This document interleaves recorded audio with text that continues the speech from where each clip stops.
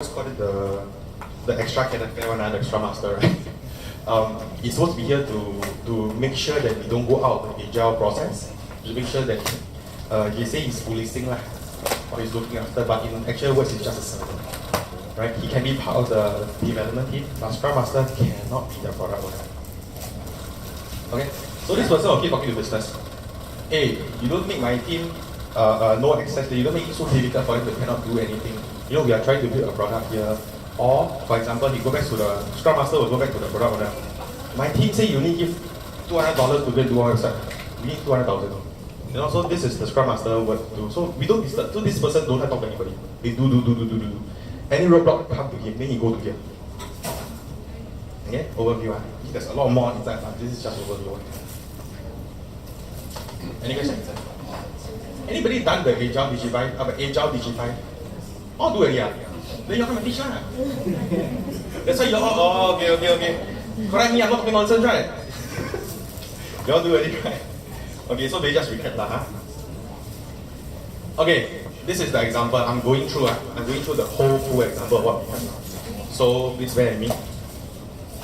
Now, what is a user story? User stories are, for example, as a user, I want to so that for some reason. That's a user story. Why do you need this? User story will later break up into your product backlog. Meaning to say, your product owner will take all these user stories to come up into the list of, the long table, the product backlog. So this is, for example, this is an example of user stories, yeah? As a user, I want to transfer funds over internet banking and it should be immediate. So one of the product backlog will be transfer funds. Right? Some next user story. I want to view all activity for discrete purposes. This is for admin. So we must come up with an admin module, for example, right?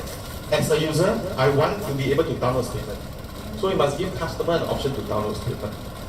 Lastly, as an admin, I want to have a space so that I can alert customers on phishing website, or spam or dispute. So I need to have a big banner there for my admin. So these are many user stories that we have for one internet banking platform. These are just some of them. So next slide, you will see how we slice them into a product backlog. You realize? Log in to account, download statement, all these are your user stories, right? So when we put them together, right, it forms the product backlog. So the whole thing. So this is the start of our project, right? View account activity. So all these are prioritized by the product owner. They will talk to the customer and they will tell, at time of this, for the first month I will give you this, for the next month I will give you this, for the next month I will give you this. But when we talk about a non-Scrum method, I will give you this after 5 years. Then we do, but actually that's not the job. Right? So now your question might be to me, Caleb, you give me something called the account activity. It's a lot of things to do inside account activity. You have different type of accounts. What I want to view in the activity, and multiple download. And how to decipher what terms to put in the account activity. I cannot be doing this in 1 month. No? Firstly, I start a blank paper and there's nothing for me to do. So this is called the product backlog. Now we can slice this thing up into a sprint backlog. That's it. So the product owner comes to you and says, hey look, all the items are just too much. Priority is not, we cannot prioritize everything together to say all do on the start. So we're going to slice them. Right? So we come up together. This is all my product backlog, right? Product backlog. So let's prioritize them. Maybe this is more important. Maybe this is more important. Maybe this one is not so important, right? So after we prioritize everything, right?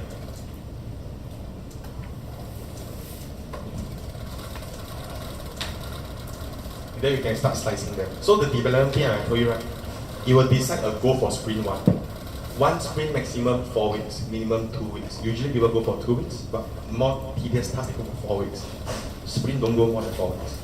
Okay, so my development team will be all the IT people, like CSO, maybe a group of 5 to 8 people.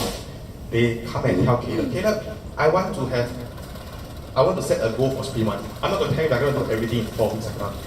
So I say, fine, fair enough. Tell me how you're going to do it, right? So they tell me maybe for the first 4 weeks I'll do this 3 first. I say, fair enough, good man. Remember my waterfall, I could do this in 2 years. But now, not bad, 1 month you give me 3 things, they're very happy. Go ahead and do it. So, the product backlog we need to groom them, right? We need to rearrange our product backlog. So this is what's going to happen. They're going to slice the product backlog. Because they cannot do everything up, right? You got to slice and make sure that what you need to do in the sprint. So they can slice it even further. This is what the development team will do, right? To put all this into your sprint backlog. Right? Look, this is a final product backlog that you will see after we finish prioritizing. I must have this. Maybe if let's say I have time after the 1 year, I should have this. But this is good to have. We can charge the customer more, right? We could have this. So this is the whole product. Remember in the waterfall again, I recall back the non-scrum method. We will not have this. Customer say do ABC, I'll do ABC to stop. But now look at this. This is called customer collaboration for Agile. We bring more business proposition to the customer. So we have to agree the development team, end of their 1 year, for example, if I complete all this, I have done my MVP. Means I tell customer I have achieved everything that you asked me to do, and then you stand by and collect your check. Done. If you have more time because it's agile, you can do this and you can do this. Right?